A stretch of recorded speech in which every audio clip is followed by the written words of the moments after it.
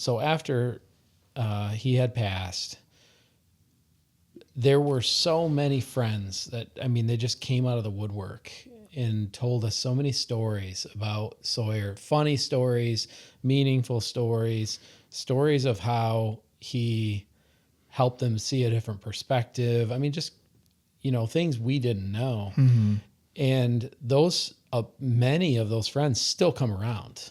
We say all the time, we may have lost Sawyer for now, but we gained 20 plus kids. Yeah.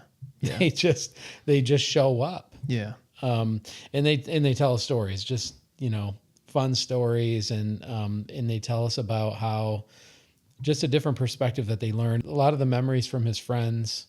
And I, obviously have tons of memories too, but those are the things that pop up all the time. We hear those stories and that from his friends, so, which is really meaningful. Do you feel like an added sense of responsibility now that you've got, I mean, obviously, you've got 20, you just said it yourself, I've got 20 more kids, you know what I mean? Do you feel like an added sense of responsibility to that? No question. Yeah. Yeah, okay. for sure. Because I think, now we're in a position where we can minister to these kids. We can guide these kids, and we don't want it to be a negative influence. Yeah. We want to be a super positive influence to the extent we can. We have this opportunity to be with these kids. And what do you like most about it? Fun. I just like to see them having fun. Yeah.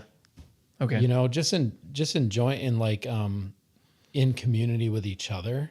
And they're remembering him, which is, absolutely. which is great, and telling stories and all that. And I see ways that he impacted their lives. Yeah. Yeah. And so seeing them, either talk about that or act that out in life and caring for each other the way that they saw Sawyer caring for them. Yeah. It's part of the joy. Yeah. I love that. Yeah. I love that.